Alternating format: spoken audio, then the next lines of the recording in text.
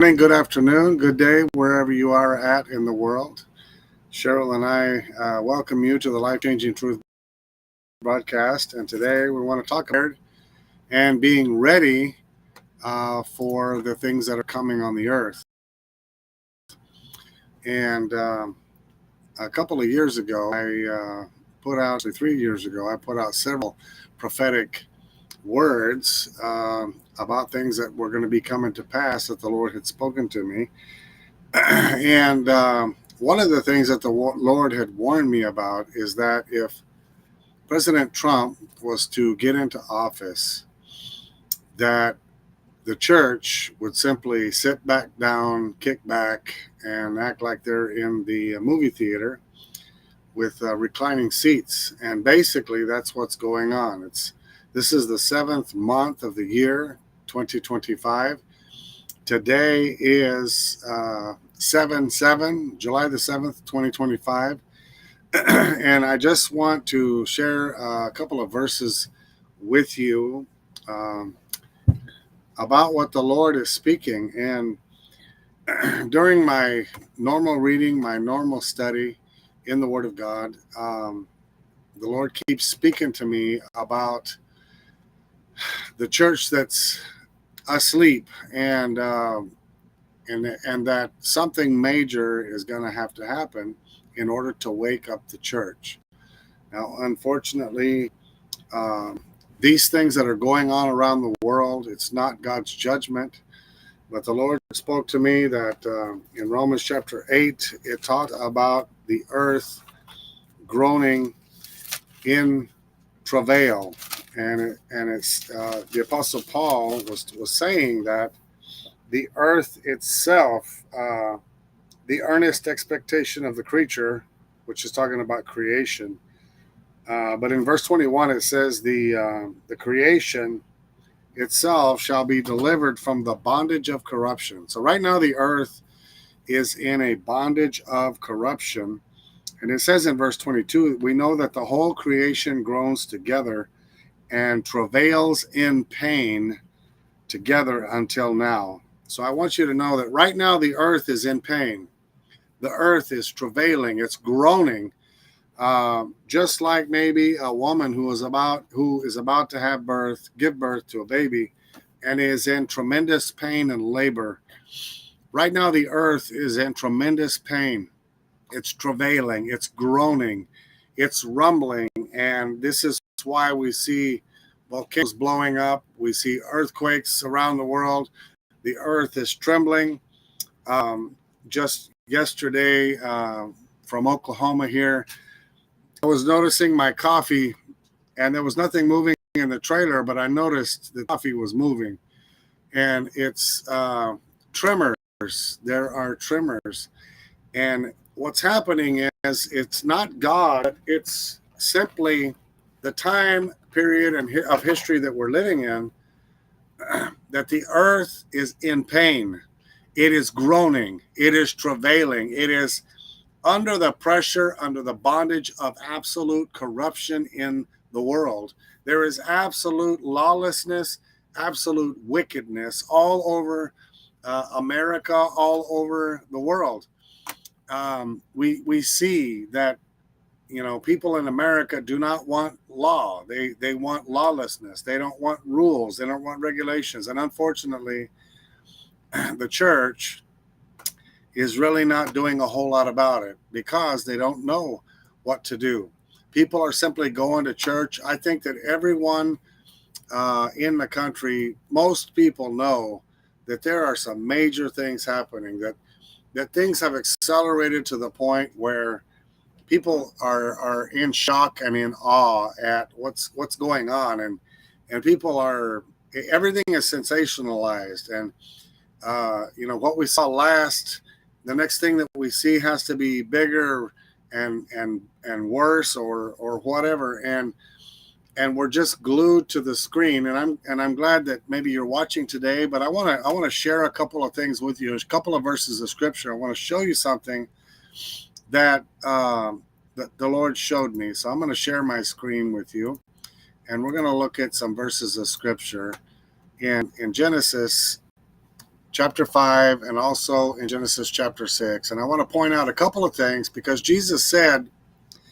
in Matthew chapter 24, verses 37 through 39, he said, "But as the days of Noah were, so shall also the coming of the Son of Man be." So Jesus compares to his return just like the days of Noah. And it says, "For as in the days of Noah that were before the flood, they were eating and drinking and marrying and giving in marriage until the day that Noah entered into the ark, and they did not know until the flood came and took them all away. So shall also the coming of the Son of Man." Now, many of you have heard that.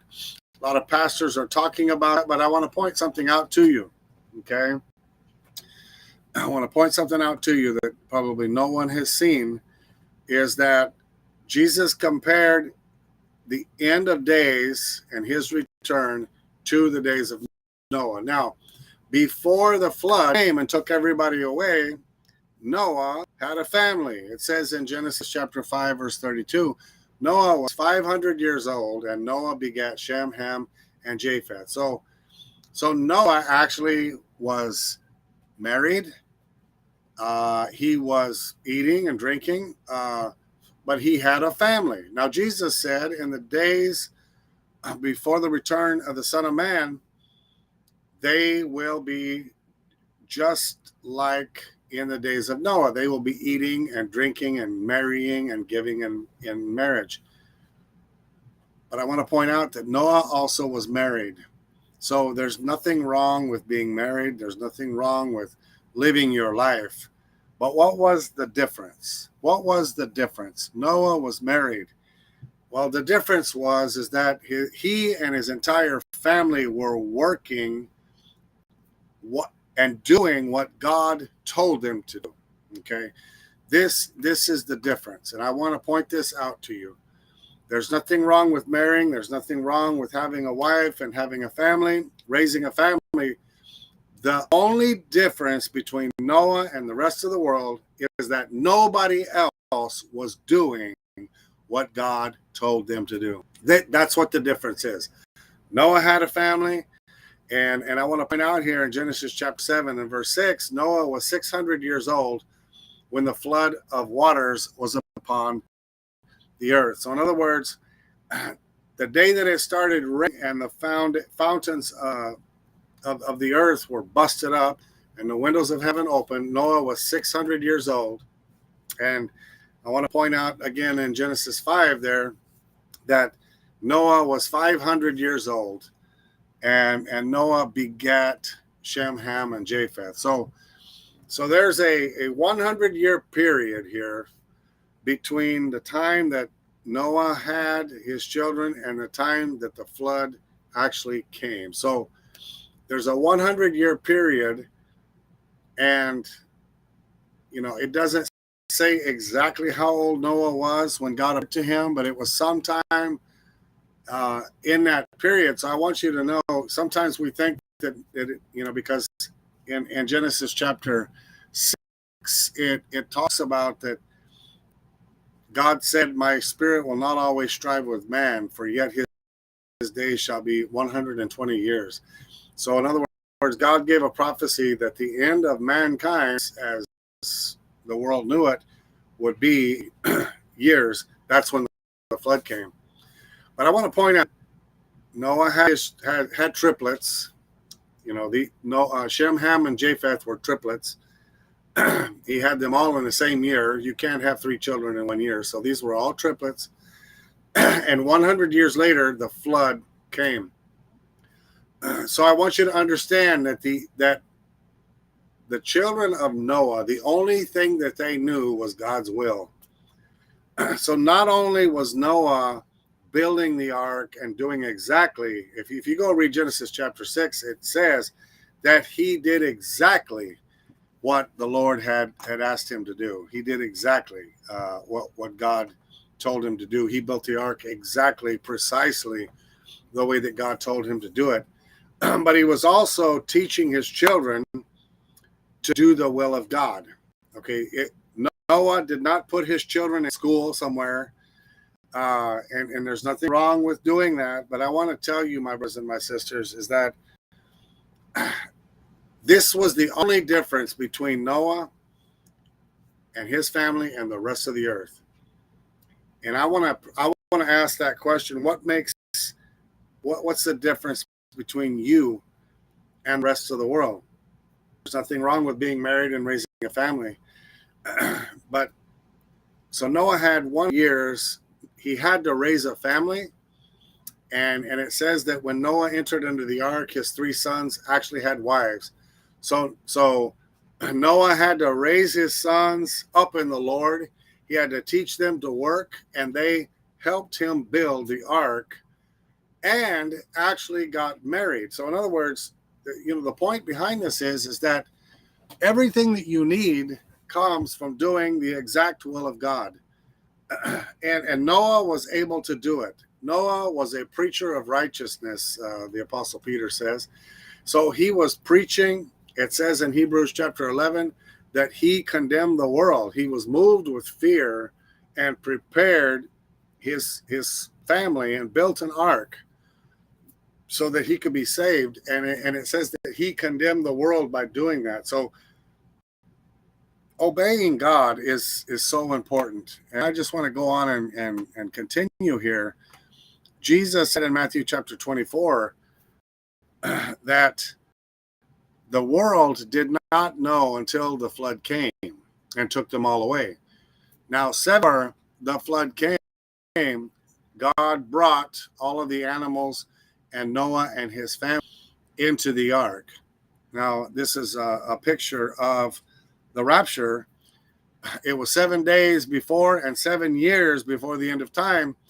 If you are in the ark, if you are doing what God tells you to do, and you are where God tells you to be, then 7 years before the end of time, you also will be carried away. We will be raptured, taken up, and the rest of the world will not know.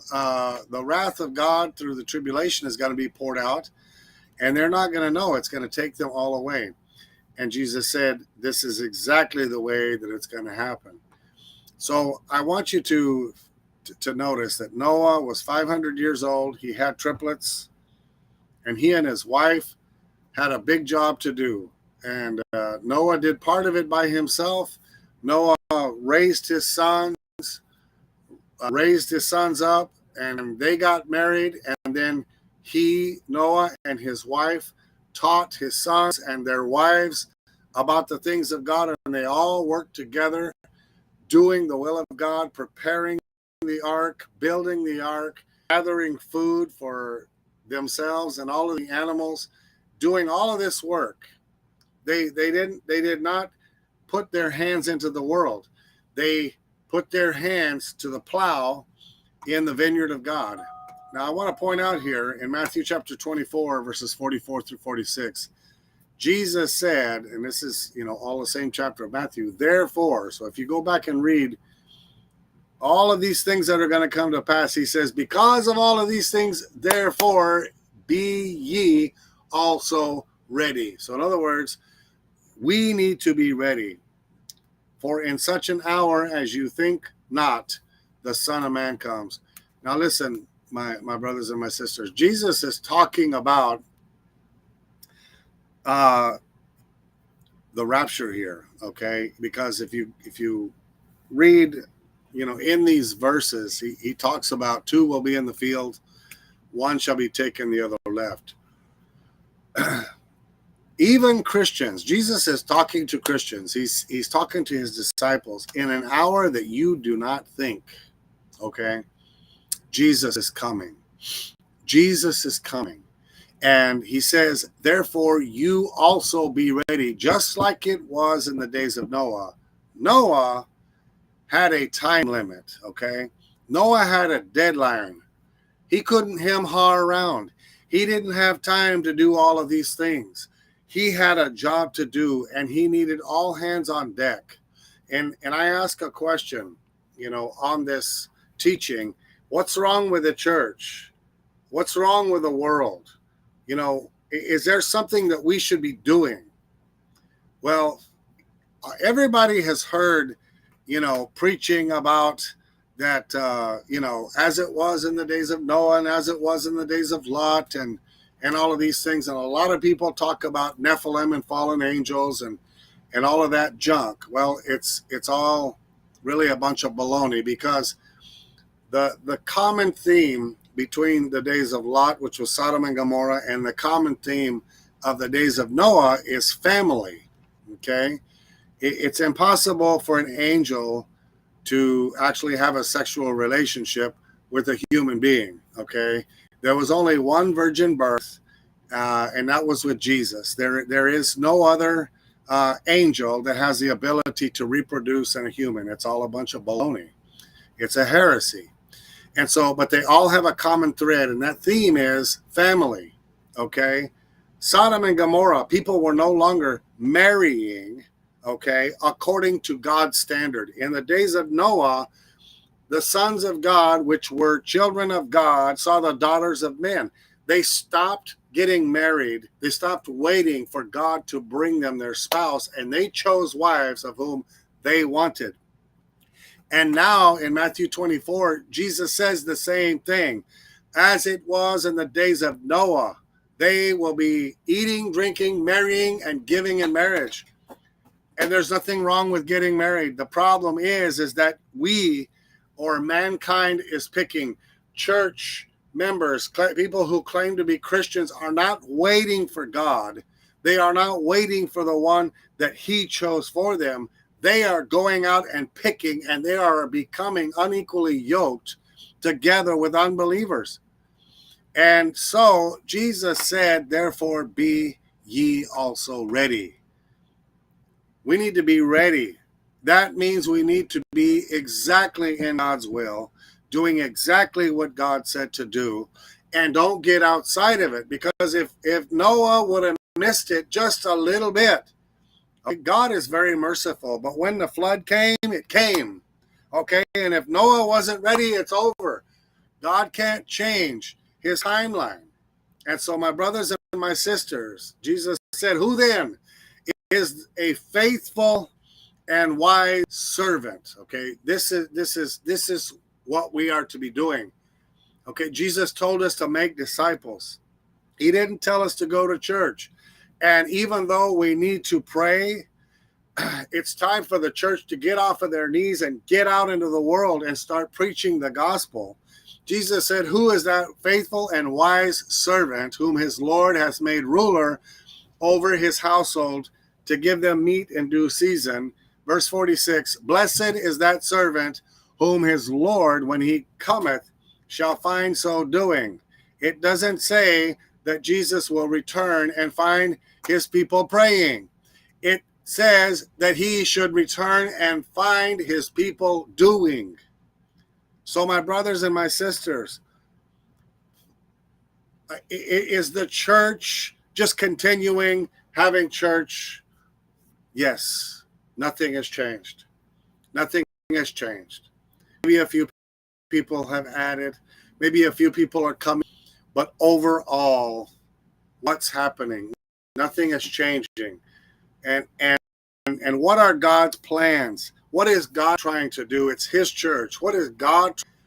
And so we need to be like Noah, and God gives us deadlines. He gives us timelines, and he has an agenda that he wants it done on a certain, because he's come back on a certain, and so we need to be ready, because when he comes back, we should be blessed as servants. That means slaves to the Lord. And will he find us doing? It says, whom his Lord, when he comes, shall find so doing. Doing what? Well, in verse 45, it says, who is the faithful and wise servant whom his Lord has made ruler, okay, over his household? We are rulers over the household of God. It doesn't mean church. There was no such thing as a church building when this was written, okay? But it says to give them meat in due season, okay? That means that we are to feed people God blesses us so that we can give to others. This is spiritual. This is revelation. This is teaching. This is physical. This is natural. What is the household? What is the household? Is it the church? Yes, it's part of the church, but it's also your home. It's your home. And that's what Noah was doing. He was giving meat to his sons. What is meat? Jesus said, my meat is to do the will of him that sent me. So to give them meat, food in due season, means for us to know the will of God and to be doing it, and to teach others to do the same, to teach our own house to do the same thing. That household in every church across America is actually doing the will of God. Can you imagine? It would change America. It would change this nation. So my brothers and my sisters, I ask you, I beseech you by the mercies of God that you present your bodies as a living sacrifice and get on that altar and let the Lord consume you and find out what is the will of God, and then do it no matter what. Because if we're not ready, we will be left. Okay? Jesus said, I really would like to take those 5 foolish virgins, but I can't. Okay? There's a vessel that the Lord's going to take us up into heaven. Okay? It's a chariot.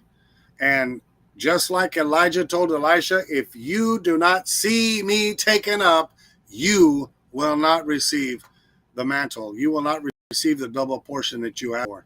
Well, my brothers and my sisters, there is a chariot of fire that is coming to take us up. And if you are where you're supposed to be, okay, 2 were in the field, but one of them was not where they were supposed to be, and they were left. So I encourage you, please, please find the will of God and get in it as fast as you possibly can. God bless.